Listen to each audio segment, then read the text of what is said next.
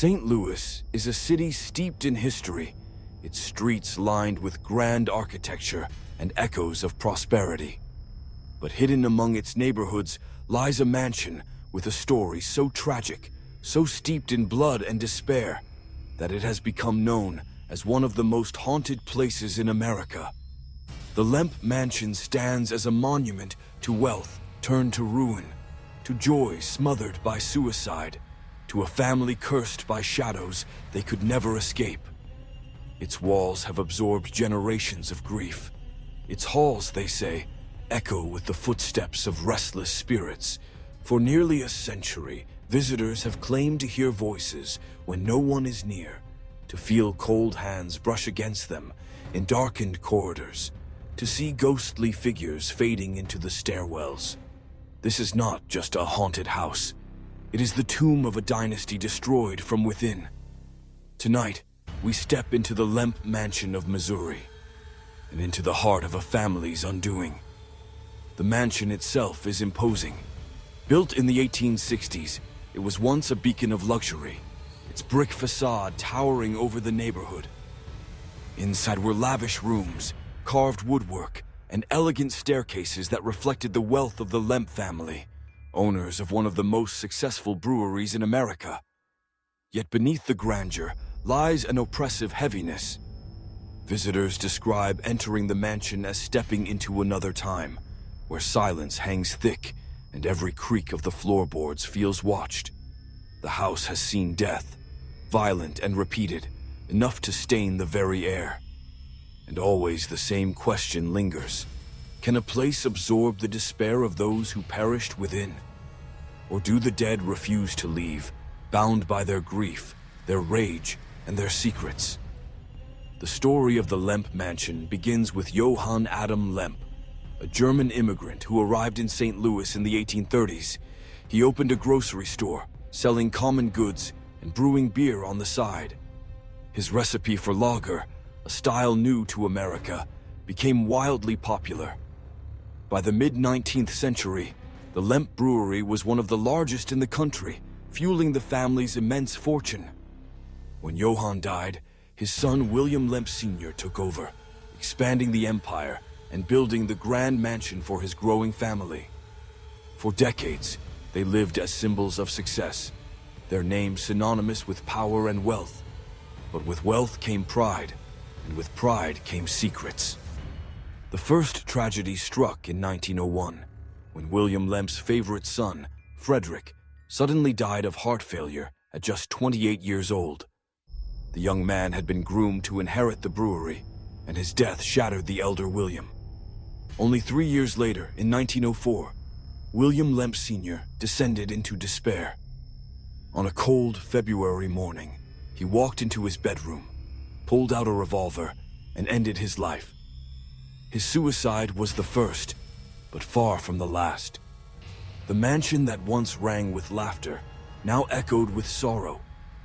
The remaining family members struggled to keep the brewery alive, but the shadow of tragedy clung to them. One by one, the Lemp family members followed the same grim path. Elsa Lemp, the youngest daughter, known as the wealthiest heiress in St. Louis, married into high society but suffered deep unhappiness. In 1920, at the age of 37, she shot herself in her own bed. William Jr., who had inherited the brewery after his father's death, proved unable to handle the burden. The rise of Prohibition crippled the business, and his personal life spiraled into ruin. In 1922, he sat at his desk inside the mansion, pressed a pistol to his heart, and pulled the trigger. His brother Charles fared no better. Living alone in the house after the brewery collapsed, he became increasingly reclusive. In 1949, at 77 years old, he too took a revolver and ended his life in his bedroom. By then, the mansion had become less a home and more a mausoleum. 4 members of the Lemp family had taken their lives within its walls. Some say the curse extended beyond suicide. Others whisper of hidden scandals, illegitimate children locked away in the basement, mistresses dismissed without explanation, servants who saw too much. the air thickened with secrets unspoken, grief unresolved. To this day, those who walk the halls swear the Lemp Mansion has not forgotten. Visitors describe heavy footsteps pacing the staircases when no one is there. Doors slam shut without warning. The apparition of a man, thought to be William Jr., has been seen in the office where he ended his life. In the attic, some claim to see the shadow of a boy peering through the windows, a figure linked to rumors of a hidden, mentally disabled son who was kept from public view, living and dying in isolation. In the women's bathroom, guests often feel a presence behind them, as if someone invisible leans close, watching. Cold spots linger in the hallways, and photographs capture strange orbs and mist that the eye cannot see. One of the most chilling accounts comes from staff who worked in the mansion after it was converted into a restaurant. Several reported seeing a man in a suit sitting at a table alone, only for him to vanish when approached. Others heard the sound of horses outside, hooves clattering against cobblestones long since gone. And throughout the house, the sense of sadness is overwhelming, as though the walls themselves sigh with the weight of memory. The mansion's tragic history did not remain confined to its past. After the brewery collapsed and the family line dwindled, the home was eventually sold and transformed into various businesses, including a boarding house. It was here that new waves of witnesses began to tell their stories. Accounts that only strengthened the mansion's sinister reputation. Tenants whispered of doors that locked themselves, footsteps pacing at night, and voices that carried through the halls when every room was empty. Some fled in the middle of the night, unwilling to stay even one more hour under the Lemp roof. When the mansion later became a restaurant and inn, employees and guests alike encountered what they believed to be the restless spirits of the Lemp family. One bartender claimed glasses would fly off shelves, shattering on the floor with no one near. A waitress once heard her name whispered into her ear when the dining room was completely empty. In the attic, staff reported the unmistakable sound of a child crying. Soft at first, then louder, until it echoed through the rafters. Many believe this to be the spirit of the rumored Monkey Boy, an illegitimate son with a disability, hidden from the public and raised in isolation until his death. Guests still say they see his pale face at the attic window, gazing down at the street below. Eyewitnesses consistently describe cold drafts in rooms where no air should move, the feeling of invisible hands brushing against their arms, and the oppressive sensation of being watched. Paranormal investigators who entered the mansion recorded disembodied voices, unexplained knocks, and sudden spikes in electromagnetic fields. One group captured a voice that seemed to say, "Get out," just as a door slammed behind them. Another reported seeing a shadow figure glide across the grand staircase before vanishing into the second floor. But why is the Lemp Mansion so haunted? Some believe the answer lies in the sheer concentration of despair within its walls. 4 suicides, countless scandals, and decades of grief have left a psychic imprint too deep to erase. Psychologists suggest that visitors project their knowledge of the mansion's history onto their experiences, interpreting every creak of wood and flicker of light as supernatural. To them, the Lemp Mansion is a mirror, reflecting fear back onto those who already expect to see ghosts.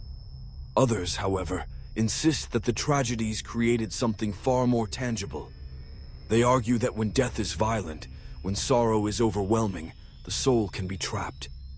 The Lemp family, bound by shame, pride, and despair, may never have moved on. Instead, their spirits linger where their lives ended, repeating their pain in an endless cycle.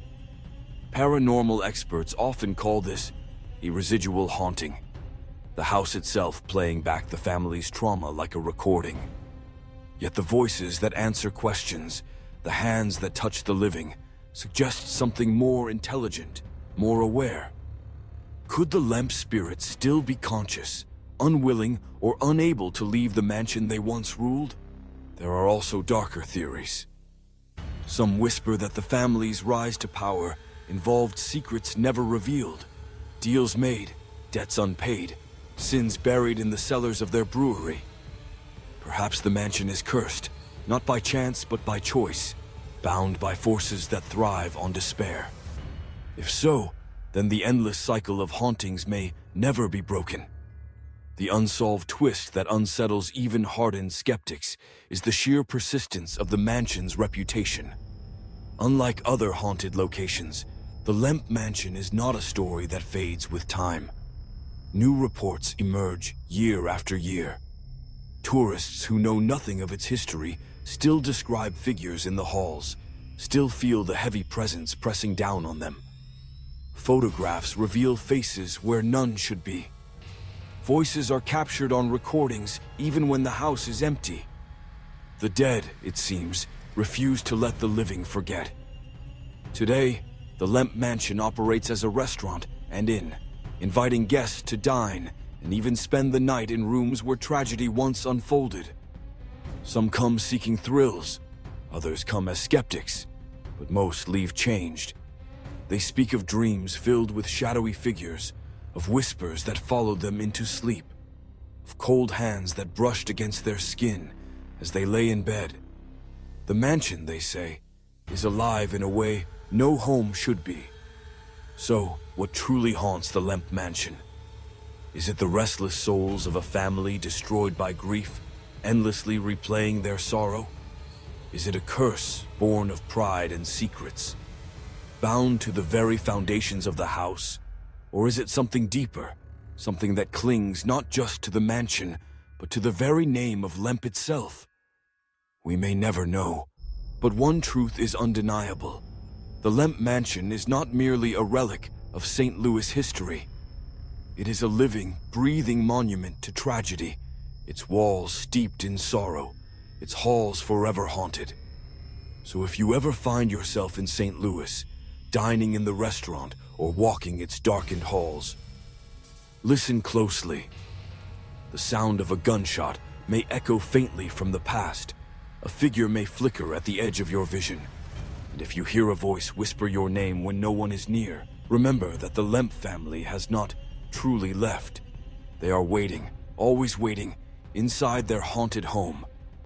If you enjoyed this journey into America's darkest legends, like the video, subscribe, and join us as we uncover all 50 states.